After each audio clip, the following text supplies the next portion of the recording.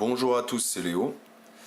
Donc aujourd'hui, on va voir ensemble quelques notions, quelques bases très simples de perspective.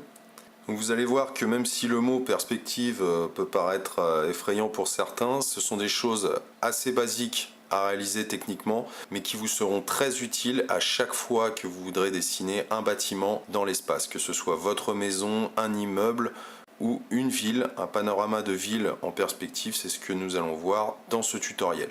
C'est parti! Première étape, je vais commencer donc par tracer une ligne d'horizon.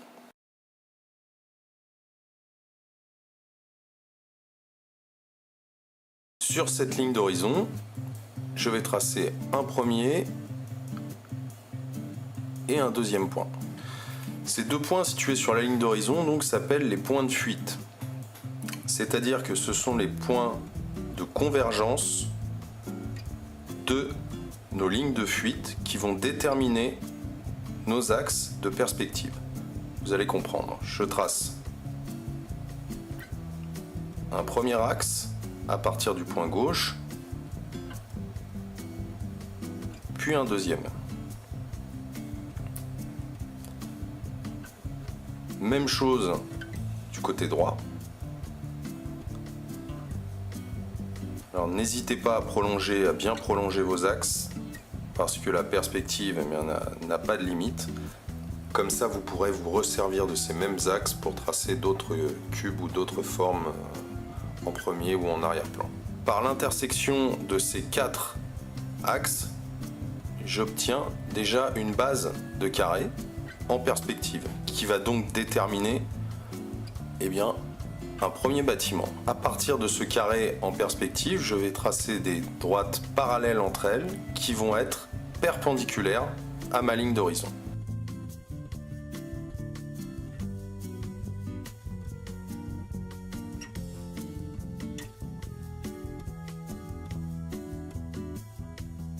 Je monte donc les façades de mon premier bâtiment, de mon premier immeuble. Pour déterminer la hauteur, je trace une autre droite, une autre ligne de fuite à partir du point gauche.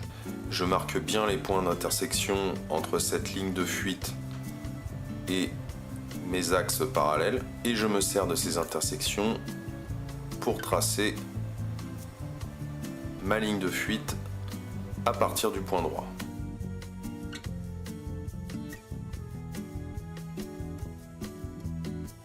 Voilà, je répète l'opération à gauche et là vous voyez que j'ai obtenu mon premier cube en perspective. Voilà donc un premier immeuble. Je trace ensuite une parallèle perpendiculaire à la ligne d'horizon.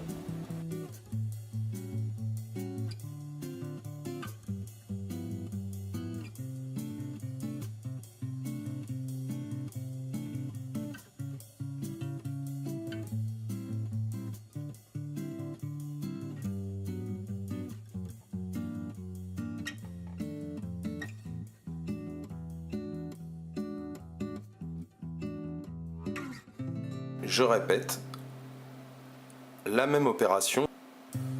Vous tracez systématiquement deux droites à partir du point de fuite à gauche, deux droites à partir du point de fuite à droite.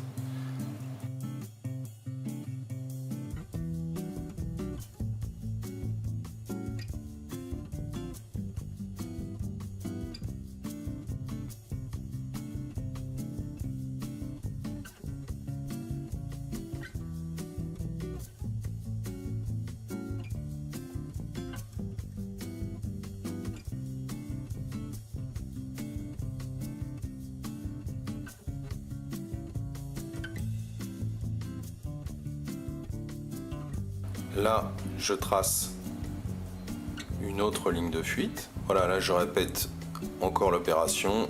Une droite parallèle aux autres, perpendiculaire à la ligne d'horizon.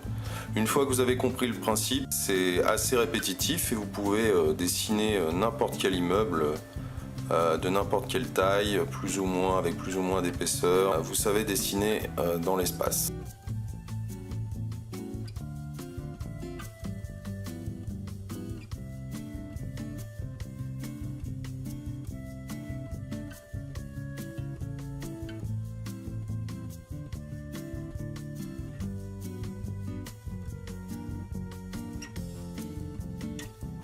Là, je détermine la hauteur.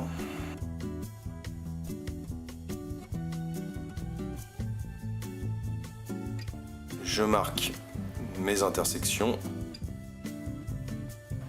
Et même chose, je trace ma ligne de fuite à droite pour avoir mon volume.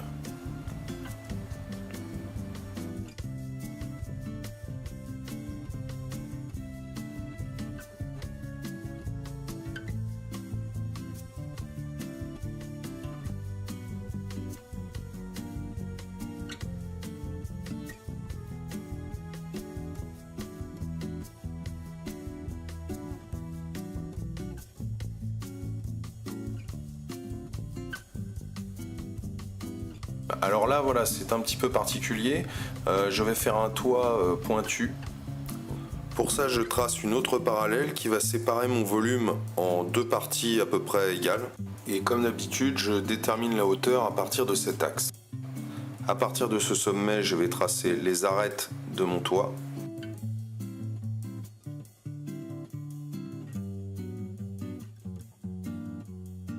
Voilà, ce qui va former un triangle. Ensuite, je vais joindre le sommet de ce triangle à mon point de fuite de droite pour déterminer l'arête la plus en retrait et donc mon toit en perspective.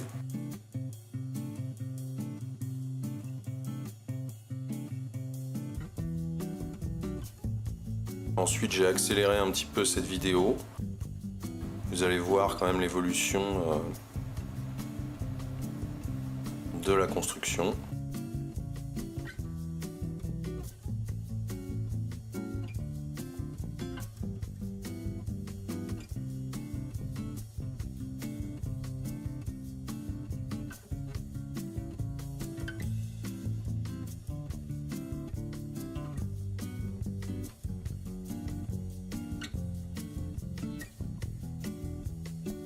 Petit conseil pour ne pas vous perdre, n'hésitez pas à bien marquer les contours et les arêtes de vos immeubles une fois qu'ils sont tracés pour ne pas les confondre avec vos lignes de fuite, tout simplement.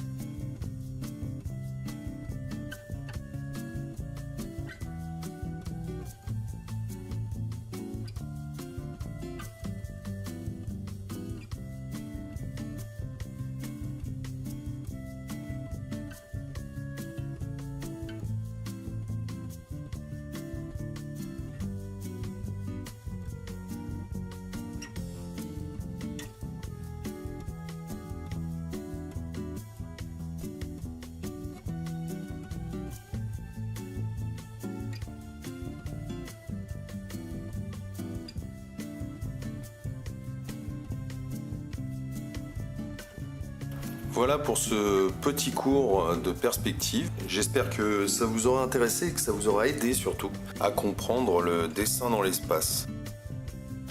Et vous avez pu voir qu'avec seulement quelques bases techniques, on peut réussir pas mal de choses et ça offre vraiment une multitude de possibilités pour dessiner en perspective.